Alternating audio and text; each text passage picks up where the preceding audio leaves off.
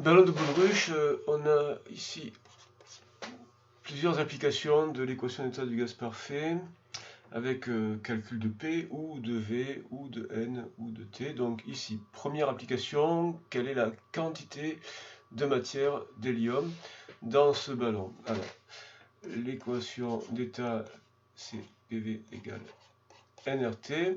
Donc si on doit exprimer N, petit n, quantité de matière, donc on divise par RT, c'est donc PV sur RT.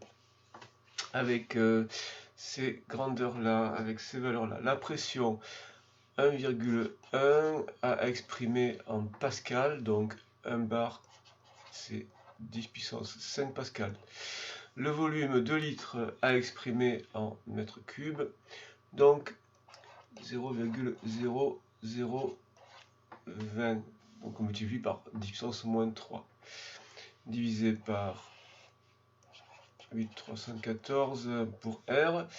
La température 25 degrés, donc on ajoute 273, donc ça donne 298,15.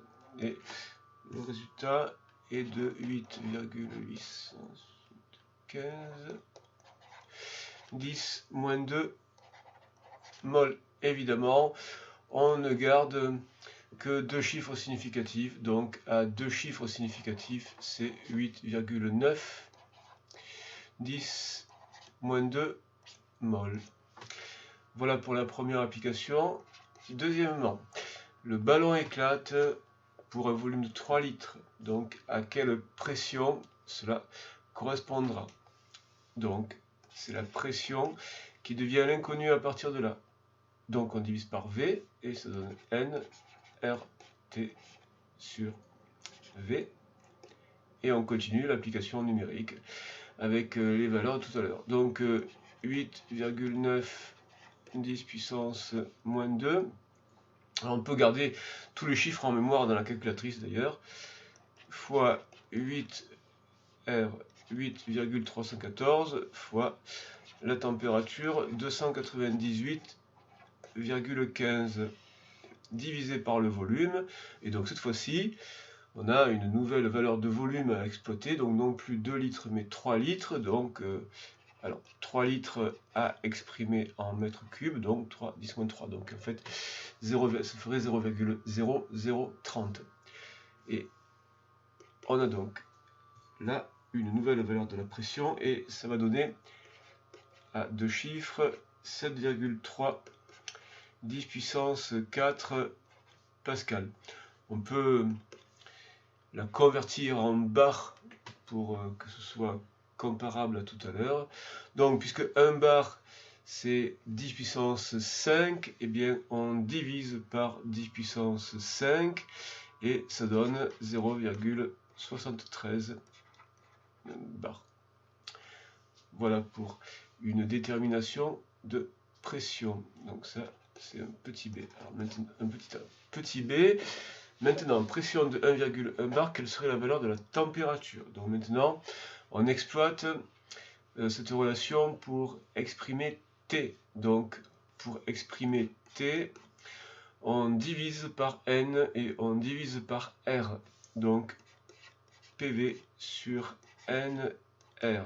Donc la pression, alors toujours à la pression initiale de 1,1 bar. Donc 1,1 10 puissance 5 fois le volume, donc le volume pour lequel le ballon éclate. Donc cette fois-ci 3 litres, à nouveau 3 litres, 3,0 10 puissance moins 3, si c'est exprimé en mètres cubes, et donc il faut que ce soit exprimé en mètres cubes, sur N, quantité de matière, donc 8,9, mais on peut laisser tous les chiffres significatifs en mémoire dans la calculatrice, et multiplié par la constante R 8,314. Cette température, c'est 447 Kelvin.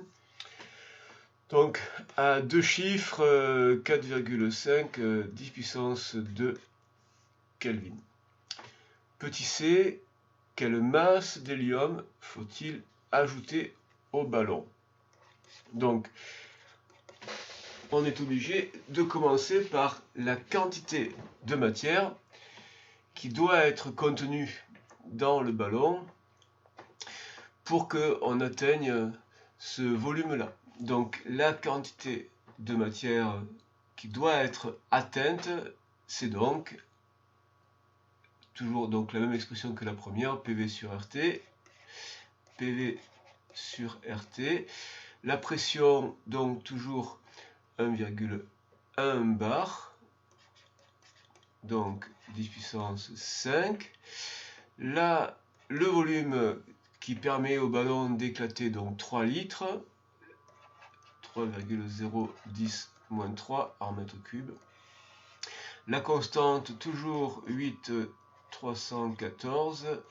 Et la température, bon, à nouveau 25 degrés, donc 298,15 Kelvin.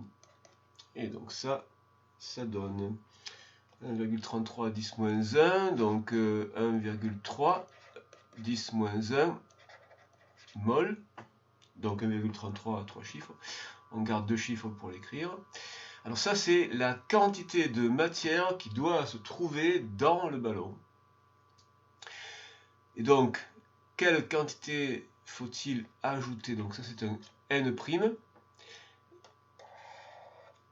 Et donc, la quantité de matière initiale étant de 8,9, la quantité finale qu'on veut atteindre, N', 1,3.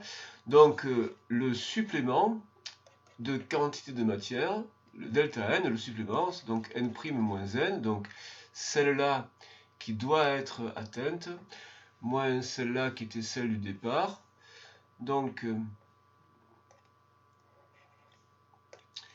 N' moins N égale donc 1,33 10 puissance moins 1 moins 8,875 10 puissance moins 2, et ça donne 4,44, donc à deux chiffres ça ferait 4,4 10 moins 2 mol. Donc il faut ajouter 4,44 10 moins 2 mol.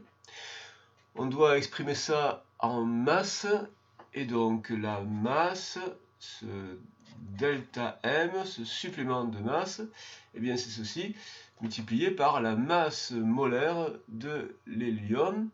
Et donc l'hélium, c'est 4 grammes par litre, grammes par mol, 4 grammes par mol, donc delta N fois grand M HE, donc delta N, le supplément 4,44 10 puissance moins 2, multiplié par la masse molaire de l'hélium, 4,0 grammes par mol, et donc ça fait 0,18 à deux chiffres significatifs, 0,18 grammes.